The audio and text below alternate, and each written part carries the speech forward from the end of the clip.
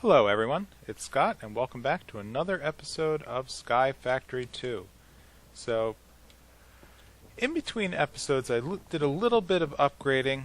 I gathered some leaves and I'm trying to get a handle on the craziness that's our mob farm. So what I did was I created a diamond chest using the iron chest mod.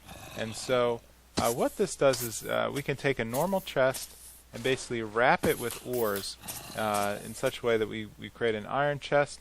An iron chest creates a gold chest, and the gold chest creates a diamond chest, and eventually a crystal chest if we so choose. But right now, what the diamond chest does is that in a single block we have a tremendous amount of storage inventory spaces. And so what I'm trying to do is empty out all of these side boxes, side crates, into a single storage container that I'll be able to, I guess, do a better job of managing. So my transfer node got sucked into the system. That'll be able to, manage the inventory a little better than what's spewing out of the mob farm right now. So just move as an example. What I'm going to do is place our handy dandy transfer node right here such that it connects the two chests together, and we see that it's starting to suck items out of the chest and place them into the much larger storage container. And eventually I think I'll put a couple more diamond chests around this central item duct, and then that'll give us enough storage to do, well, basically hold a lot of junk. And so what I've been doing with this is slowly visiting, breaking the loot bags down into more items, and basically harvesting the interesting stuff like boots and armor, the things that can be burned in the smeltery to give us product. And I've also been collecting Minicio. That's going to be useful later in magical crops. Now off to the side, I want to create our platform for the Division Sigil ritual, and I ran out of material halfway through. So, so with that, let's go back to the main base and check things out. One thing I think we can do quickly is this ore chest is basically getting really unmanageable. So what I'd like to do is show basically a factory block called a packager, the AutoPackager. And what this does is it automatically combines items into it scans through an inventory and combines items in a 2x2 or a 3x3 pattern, and automatically kicks out the combined product into another chest. So what I'm going to do is go over to our ore station, back to, well, we're going to need a little bit of redstone, iron.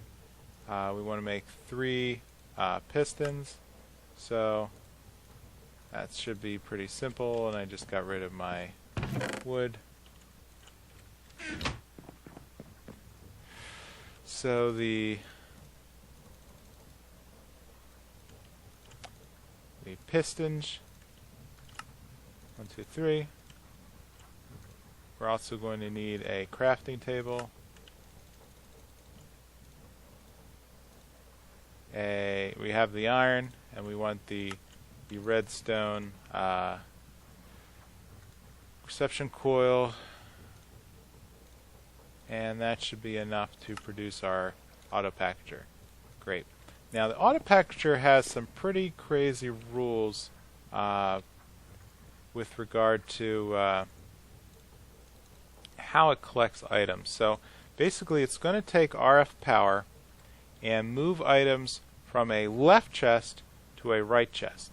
Now I don't want to have this hanging out in the middle of my walk area, so what I'm going to do is just put it off to the side. I'm going to place the AutoPackager facing the opposite direction, so that this is the left, then the packager, and then it's going to deposit into the chest to its right, which from our perspective is now the left. And let's go down below and hook up some conduit. So we have our energy conduit here. I'm going to just do a quick route. Well, I really made a mess of this, but let's put that here, here. Oops.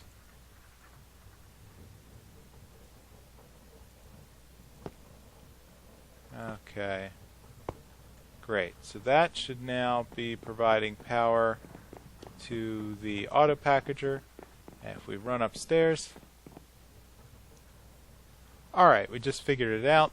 So the key was that basically I just had to wait for it and wait for an inventory update in the chest, which apparently triggered the AutoPackager to start scanning the inventory and start combining things into a 2x2 pattern. And so it's actually going through and gathering up bone meal right now and putting that in a 3x3 pattern, which produces a bone meal bag. But as we can see, it's going to go through the inventory and basically clean up and create the sand and gravel in a way that's just going to make it so much more easier to dump it into our smeltery. So like that, we should be able to let's say take our a straight stack of iron ore dust, 21, right click, then the shift left click here to dump it into the smeltery, and all that's going to start cooking down almost immediately. Alright, let's get going on our next project, which was going to be the animal farm. So I'm going to take a quick cut and get the materials ready for building. And we're back. So a funny thing happened while we were away. I seem to have visitors on my island now. So they spawned over in the sugar canes, and I seem to have two witches, Melissa and Lila from the Witchery mod pack, who I've decided to give them their own little area so they don't start wandering all over my my island. I have no idea what to do with witches other than if I right click on them, whatever I have in my inventory doesn't seem to interest them. So I'm just going to kind of ignore them for now and look up why I seem to have witches in my inventory or in my island at all. So what I'd like to do, I was sort of planning on using this area out here for the animal farm, since it's close enough to the rest of my my farm that if anything were to show up, I could. It seems to be in pretty easy reach of the rest of the facility. So what I'm going to do is I'm going to build a little border around. Let's make sure I don't throw that over the edge. A border around the farm, around the grassy area, just from a aesthetic perspective. And this will be where I'm going to throw down the fence. I have a stack of dirt that I've gotten from the dirt factory, thanks to all these saplings and other junk that are spawning on the island. And let's see, I was going to start with an 8x8 pattern here.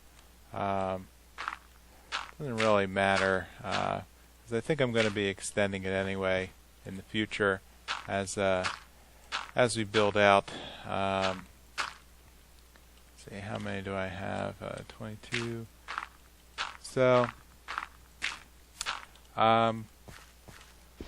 I've noticed that the animal spawn rate seems pretty low in Sky Factory. So I'm not really sure why that is.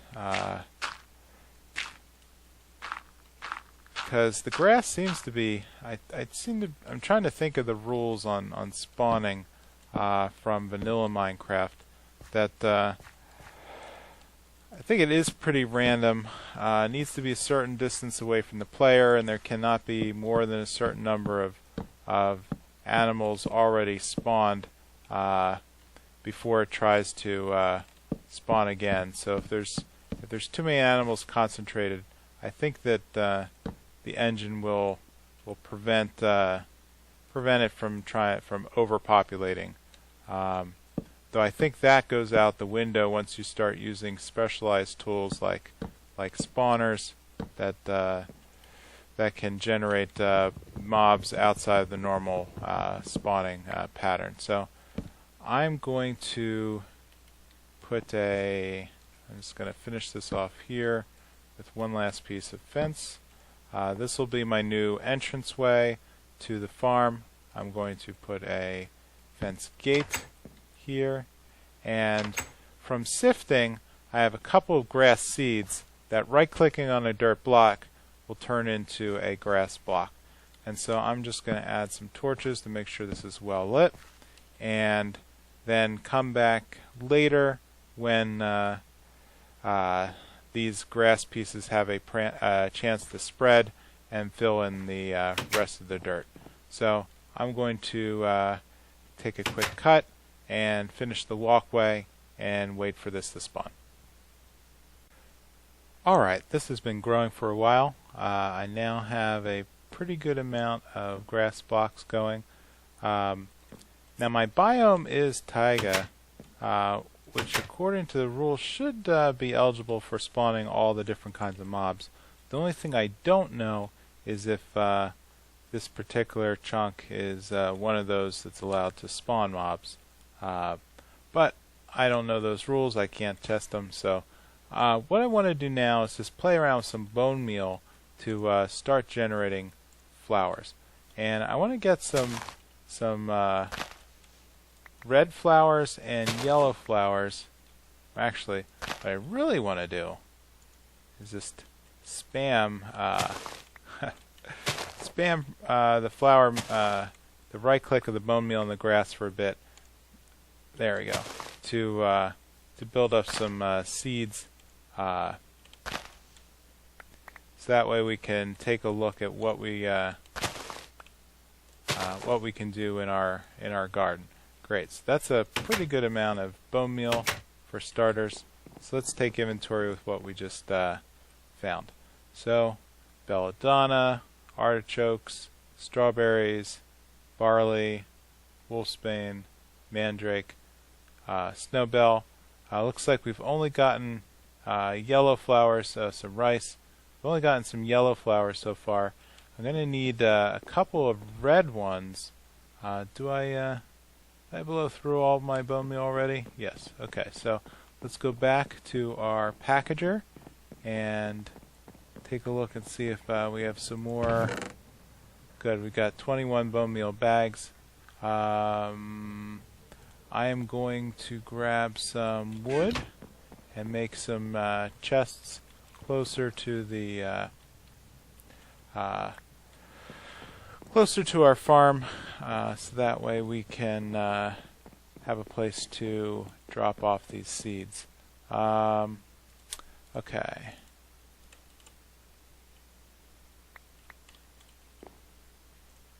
So we'll make another chest. Place it down next to this guy and just drop off all of our crazy seeds that we just found. Okay. And with that, we have a little bit more coffee beans too. Not sure what that does. Tomato. So let's get our bone meal bag back.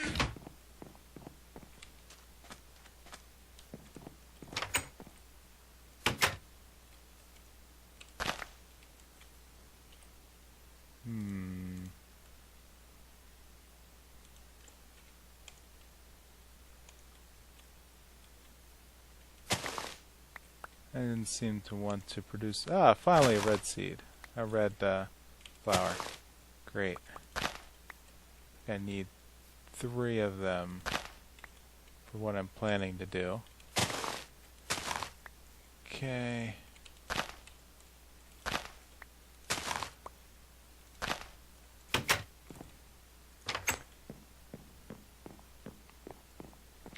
So, one of the things that I found was fertilizer. Floral fertilizer in the Botania mod is going to give us the ability to spawn magical flowers. But to do so, we need to use this lower pattern for dandelion yellow and rose red. In order to produce the dandelion color, we just need to convert our flowers in a crafting station. Here, let's get 4 there. Let's 1, 2, 3, 4, and then let's combine these,